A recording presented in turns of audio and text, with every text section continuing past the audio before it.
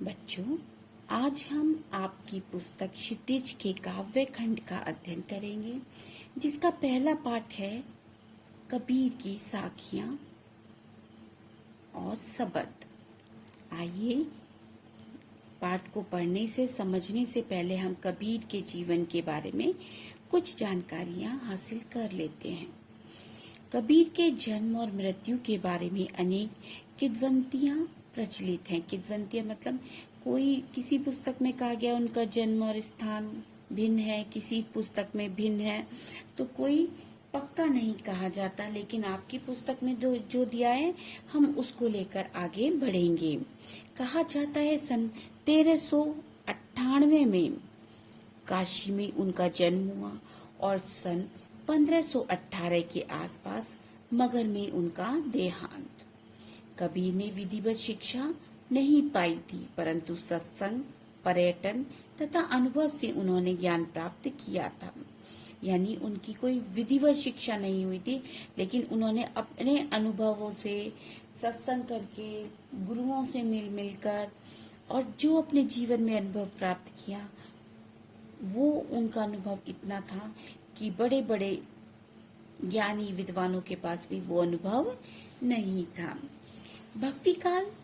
भक्तिकालीन निगुण संत परंपरा के प्रमुख कवि कबीर की रचनाएं मुख्यतः कबीर ग्रंथावली में संग्रहित हैं, किंतु कबीर पंथ में उनकी रचनाओं का संग्रह बीचक ही प्रमाणिक माना जाता है। कुछ रचनाएं गुरु ग्रंथ साहब में भी संकलित हैं। कहा जाता है कि कबीरदास जी तो पढ़े लिखे थे नहीं, उनको लिखना तो आता नहीं था, लेकिन उन्होंने लाखों दोहे कहे हैं, लाखों छंद कहे हैं।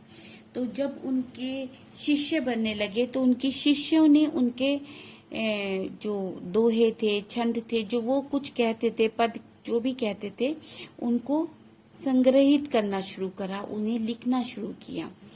तो जो भी हमको उनके छंद, दोहे, जो भी हमको उनके पुस्तकें मिली हैं, जो भी उनके द्वारा रचित चीजें हमें प्राप्त हुई हैं, वो सब उनके शिष्यों के कारण प्राप्त हुई हैं।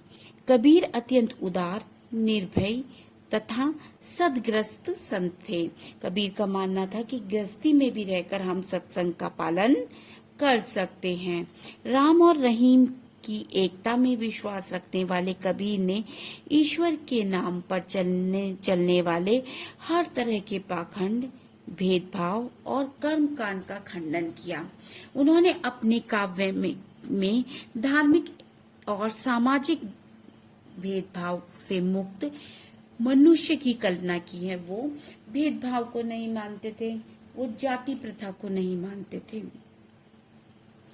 वो पाखंडों को नहीं मानते थे, वो ये नहीं जानते थे कि वो मूर्ति पूजा का खंडन करते थे।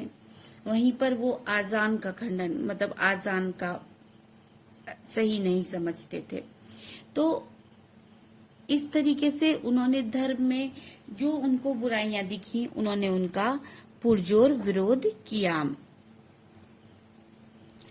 ईश्वर प्रेम, ज्ञान तथा वैराग्य, गुरु भक्ति, सत्संग और गुरु महिमा के साथ आत्मबोध और जगत बोध की अभिव्यक्ति उनके काव्य में हुई है। कबीर की भाषा की सहजता ही उनकी काव्यात्मकता की शक्ति है। जन भाषा के निकट होने के कारण उनकी काव्य भाषा में दार्शनिक चिंतन को सरल ढंग से व्यक्त करने की शक्ति है। अर्थात वो धर्म के कट्टरपंथी धर्म को नहीं मानते थे। उनका मानना था वो सभी धर्मों का आदर करते थे, लेकिन उसमें चले आ रहे अंधविश्वास और आडंबर का वो पुरजोर विरोध करते थे। वो एक अच्छे व्यंग्यकार थे। वो ईश्वर प्रेम मतलब ईश्वर प्रेम, ज्ञान, वैराग्य, गुरु भक्ति, सत्संग, साधु महिमा, इन सब के माध्यम से कहते थे कि आत्मा का बोध होना चाहिए और जगत का बोध होना चाहिए व्यक्ति के अंदर। भाषा उनकी बहुत सहज सरल थी, जो साधारण व्यक्तियों के को अच्छे से समझ में आ जाती है। कबीर की भाषा अनमेल खिचड़ी, जिसमें राजस्थानी, पंजाबी, अरबी, फारसी, गुजराती आदि शब्दों का मिला जुला प्रयोग है। रमते राम होने के कारण कबीर ने इधर उधर के से लोक प्रचलित शब्दों को अपनी वाणी में मिला लिया। यानी वो जहाँ के रमते राम का मतलब जहाँ जाते थे वहीं पर घुल मिल जाते थे, तो इस कारण उनकी भाषा में ये सब शब्द जो लोक प्रचलित थे वो सब मिलते हैं। कबीर की भाषा कैसी है भी हो, अनपढ़ क्यों ना हो, वह हृदय के भाव को प्रकट करने में पूरी तरह समर्थ है। अगर हम कहें कि कबीर अनपढ़ थे, उनकी भाषा में ये इस चीज की कमी है, या उनको सही से भाषा का प्रयोग नहीं आता, लेकिन उनकी भाषा में वह शक्ति थी जो हर व्यक्ति की समझ में आ जाती थी। आइए साखी का पहला